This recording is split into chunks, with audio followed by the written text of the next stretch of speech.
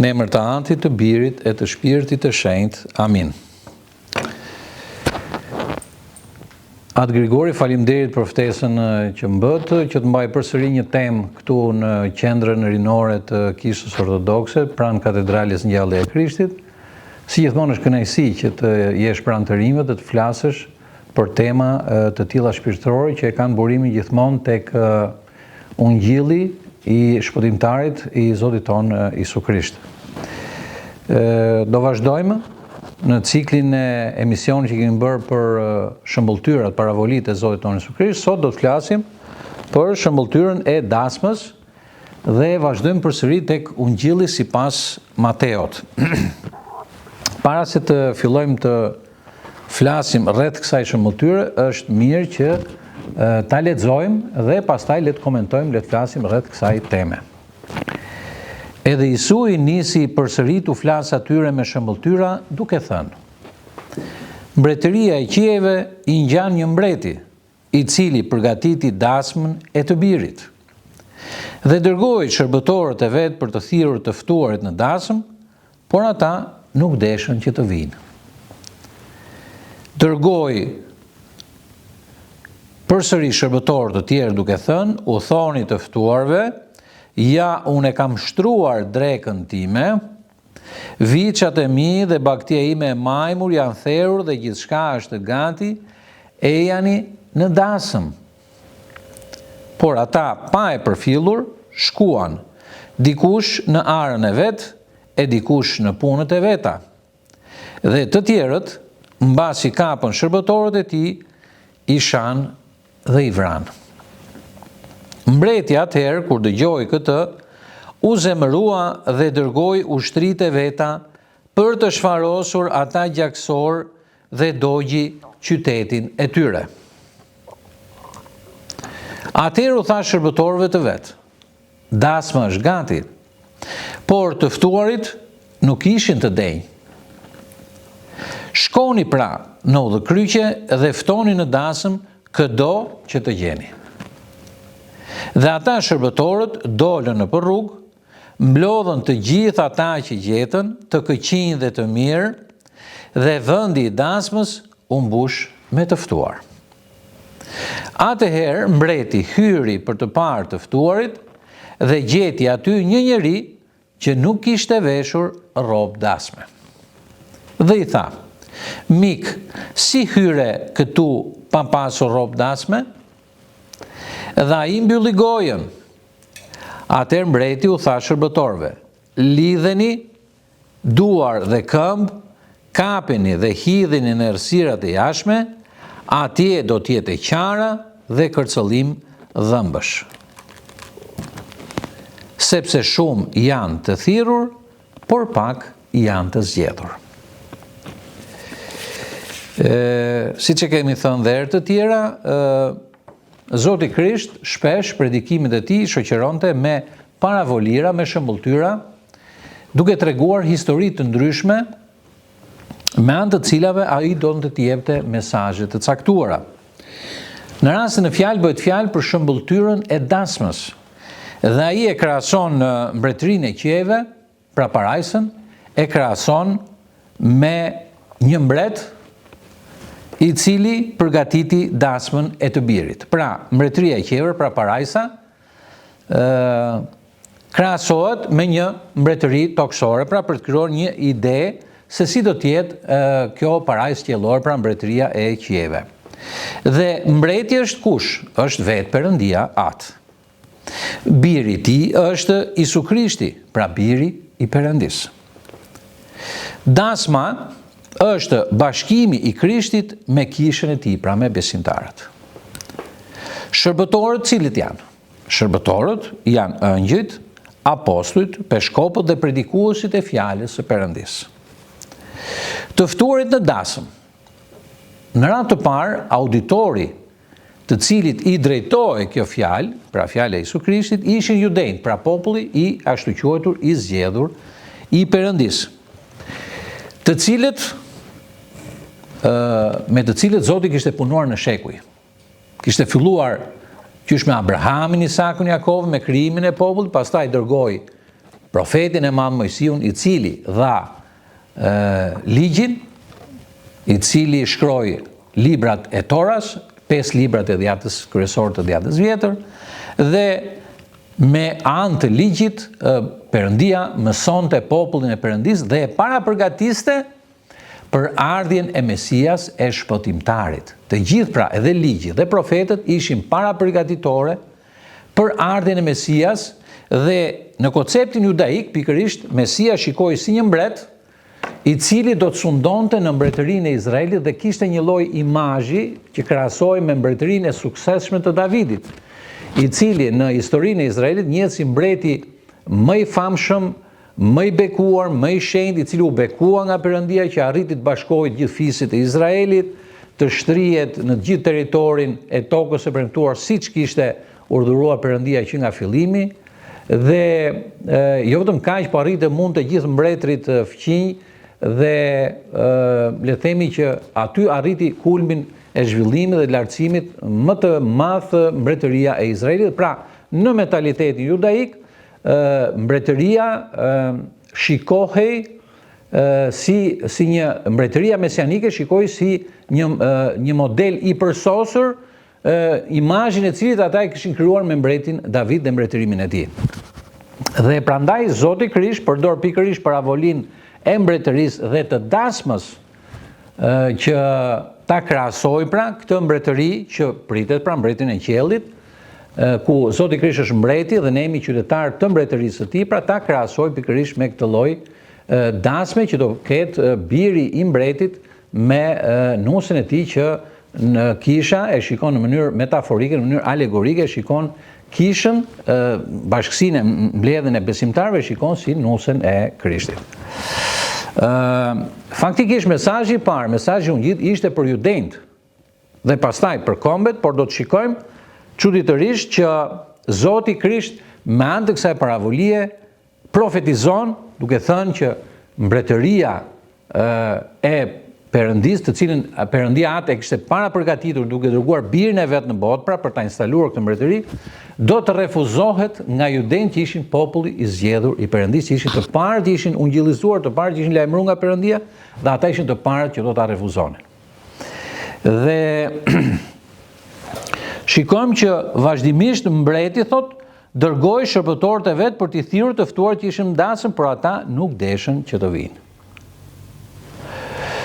Dërgoi përsëri shërbëtorë të tjerë duke u thënë, u thoni të ftuarve, ja unë i kam shtruar drekën time, thot, viçat e mi dhe bagtia ime e majmur janë therrur dhe gjithçka është gati, e jani në dasëm.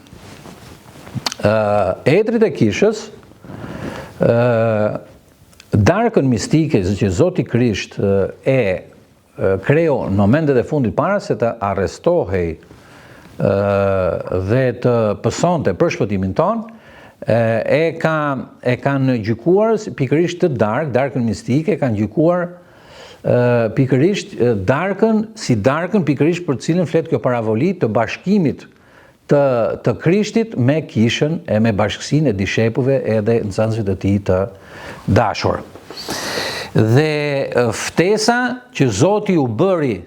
judenjve për të marrë pjesë në mbretëri, pra për të bërë dishepuj të tij, për ta pranuar ungjillin e tij, u refuzua nga judenjtë dhe u pranua nga një rreth shumë i ngushtë i njerëzve. Dhe thot, ata thot nuk e përfillën thot ftesën që mbreti u bëri. Megjithëse ishin të lajmëruar nga Perëndia, të njoftuar nga profetët, Zoti Krisht bëri mrekullira pafund. Dhe gjitha këto mrekulli ishin që njerëzit të besonin, pra ishin një ftesë që të merrnin pjesë në këtë mbretëri mesianike që Perëndia kishte përgatitur për popullin e zgjedhur të Izraelit. Por përsëri ata refuzuan. Dhe thot, ata i shpërfillën, thot, dikush shkoi në arën e vet e dikush në punërat e veta. Pra shikojmë që ishte një indiferencë shumë e madhe e popullit të Izraelit. Por shikojmë për fat keq edhe sot, mbas 2000 vjetësh, që Zoti e citon pra këtë ungjill nëpërmjet shërbëtorëve vet, nëpërmjet kishës, sa herë që përmendet ky fragment ungjilli, është edhe kjo një ftesë që Perëndia i bën njerëzve të marrin pjesë në mbretërinë e tij, në banketin, në dasmën e tij, në bashkimin mistik të qingjit të birit Perëndis me kishën e tij. Në çdo liturgji hyjnore, pikërisht Perëndia e përsërit këtë mister dhe ofron këtë banket hyjnor dhe jo më me kafsh dhe me gjëra materiale toksore të kësaj bote që janë të prishme dhe të përkohshme, por shtron një banket qellor ku flia, ku qengji, ku viçi i majmur është pikërisht biri i tij i dashur, Zoti dhe shpëtimtari ynë, Jezu Krisht, i cili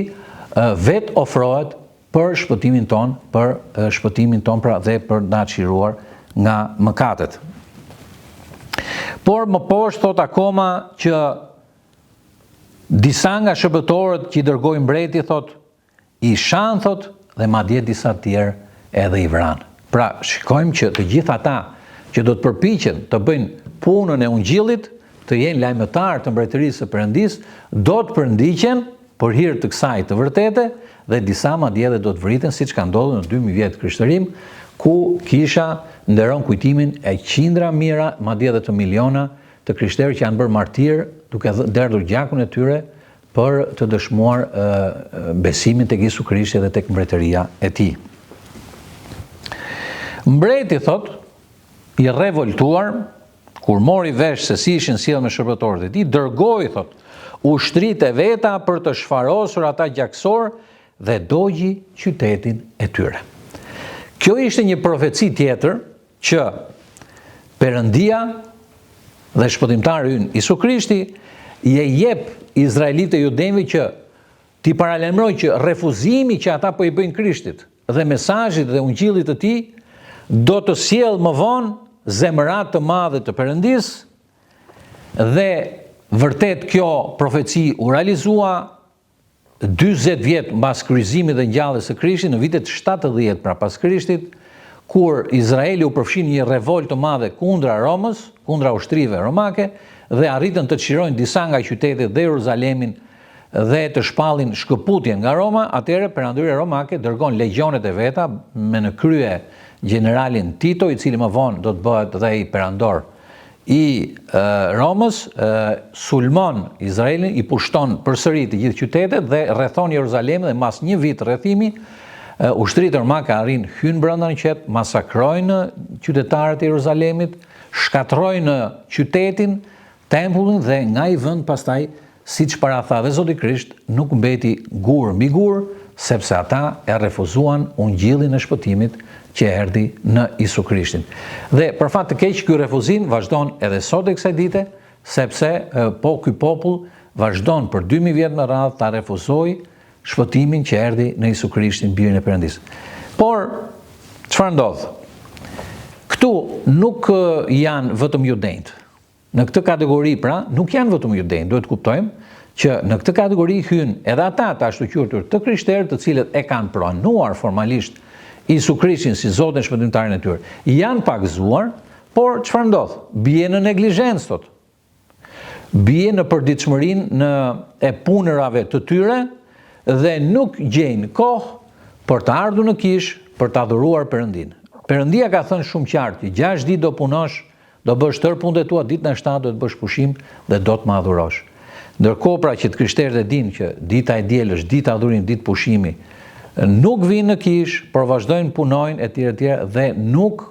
marrin pjesë pra në këtë banket hyjnor që ka përgatitur Perëndia atë nëpërmjet birit për shpëtimin tonë. Të gjithë ne krishterët e dimë shumë mirë që çdo ditë diele duhet të jemi në kish. Për të ardhur në këtë adhurim të dielës, të krishterët gjatë gjithë javës përgatiten, duke përgatitur veten e tyre pra duke bërë një udhtim shpirtëror dhe duke përgatitur veten e tyre me leximin e shkrimit të shenjtë, me kreshëm dhe me vepra të mira, me qëllim që ta përjetojnë ashtu si duhet bashkimin me Krishtin, pra ditën e diel kur bëhet adhurimi i të dielës dhe ne kungohemi me trupin dhe me gjakun e Krishtit. Pra kur thotë që mbreti urdhëroi që të dilnin nëpër rrugë, nëpër vende të ndryshme dhe t'i ftonin njerëzit në udhkryqje, thotë, dolën shërbëtorët, thot, dhe mblodhën të gjithë ata që gjetën, edhe të këqij dhe të mirë, pra ftesa që bën Zoti është për çdo njeri, jo vetëm për njerëzit e drejtë, por madje edhe për mëkatarët. Zoti i fton në pendim, i fton që të marrin pjesë në mbretërinë e tij. Dhe thot pastaj, kur mbreti thot hyri për të parë të ftuarit dhe gjeti aty një njeri që nuk kishte veshur rrobën e dasmës, i thot, mik, thot, si hyre këtu pa pasur një rrobë dasme? Pra, vërtet që Perëndia i fton që të marrin pjesë të gjithë në mbretërinë e tij, të marrin pjesë të gjithë në banketin e tij, pra të kungohen me trupin dhe gjakun e Krishtit, të marrin pjesë në misteret e tij të shenjta, sepse çdo mister është një bashkim i yni me Perëndin, me Krishtin në shpirtin e shenjtë. Dhe shikon pra që ky mik nuk ishte i përgatitur, nuk kishte stolin, nuk kishte rrobën e mirë, nuk kishte rrobën e bukur dhe të denjë për të marrë pjesë në dasmën e mbretit. Dhe mbreti e pyet, mik, si hyre këtu pa e pasur rrobën e dasmës?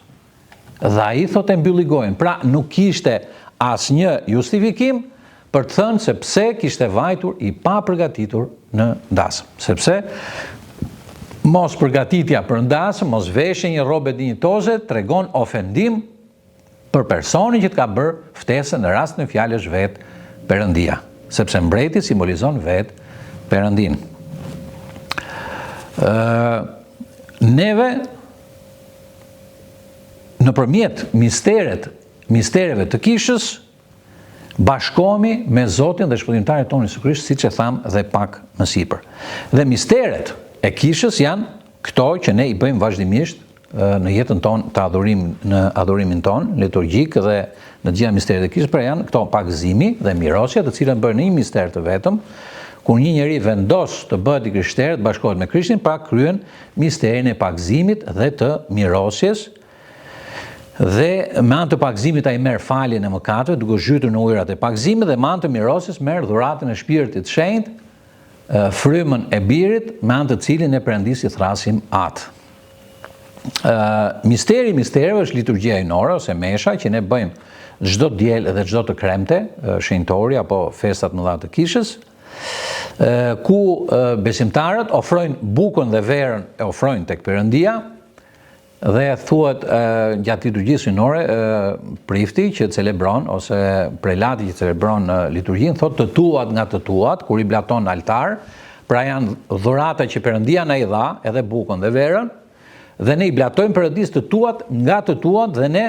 tani kërkojmë nga Perëndia që këto dhurata që ne ofruam, që edhe këto janë Perëndis, ti bekoj, ti shenjtëroj Perëndia dhe ti marrim tashmë jo si bukë, po ti marrim si trup dhe gjak të Krishtit, për ndjesën e mëkateve dhe për jetën e pasosur. Mister tjetër i rëndësishëm në kishë është misteri i pendim rrëfimit, ku neve me anë të rrëfimit pastrohemi nga çdo mëkat të cilin e kemi bërë mbas pagëzimit, qoftë mëkat shpirtëror, qoftë mëkat trupor. Mister tjetër është kurorëzimi, kur dy të rimpra, një burrë dhe një grua, kanë vendosur që ta kalojnë jetën e tyre së bashku dhe vinë në kishë për të marrë bekimin e Perëndis. Mister tjetër i rëndësishëm është vajosja, sipas porosive të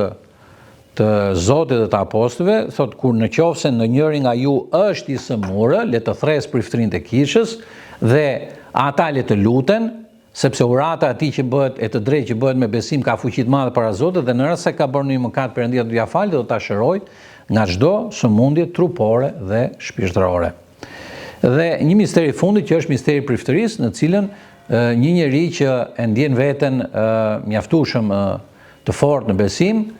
pranon ftesën e peshkopit të tij për të bërë klerik dhe për të shërbyer në altarin e Perëndis, në për gradat priftërore që ka paracaktuar kisha, që janë diakonia, priftëria dhe për të pamartuar është edhe si themi niveli i lartë, më i lartë i priftërisë, që është peshkopi. Dhe kështu pra, me anë të mistereve të shenjta, neve arrim që të bëjmë, të marrim pjesë, jo vetëm të marrim pjesë në dasmën që Perëndia ka ofruar pra për për miqët e vet, që i konsideron, pra të gjithë besimtarët i konsideron si miq, por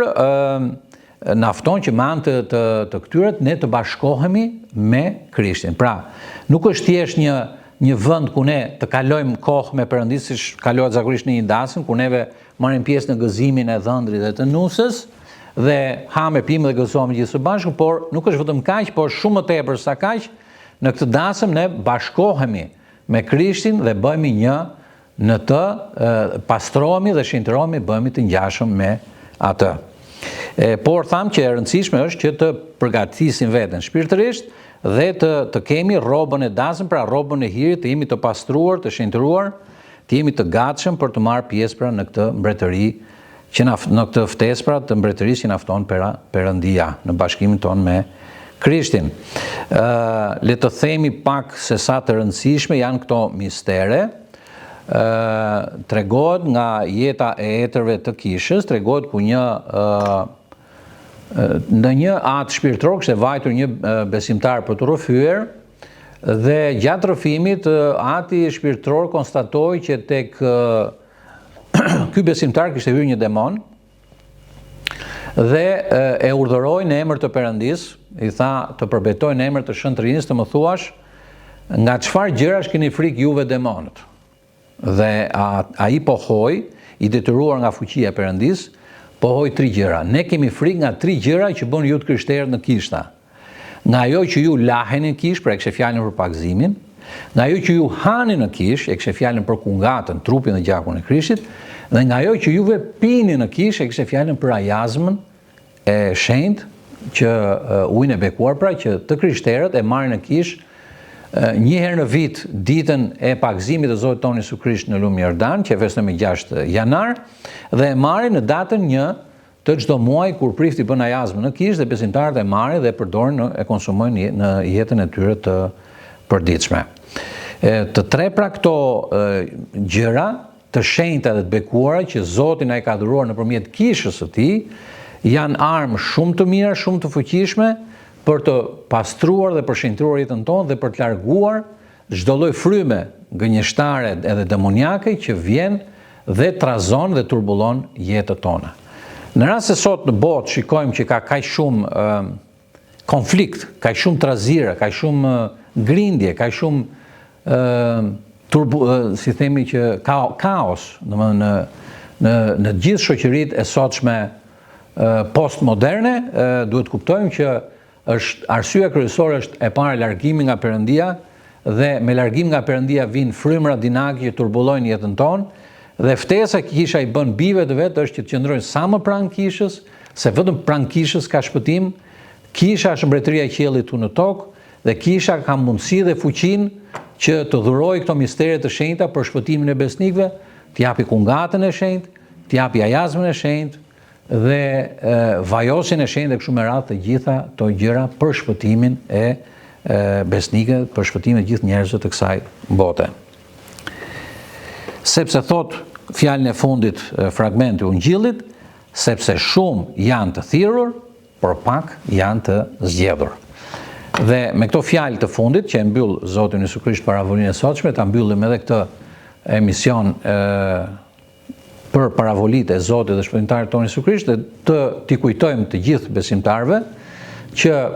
thirrjen për shpëtim e kanë marrë shumë veta janë të pagëzuar, por jo të gjithë i ruajnë porositë e Perëndisë. Duhet kuptojmë që ditën që ne do të paraqitemi para Zotit,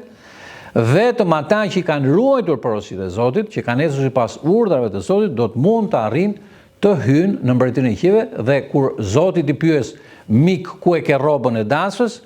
atëherë ne do të dimë se çfarë përgjigje të japim në atë moment.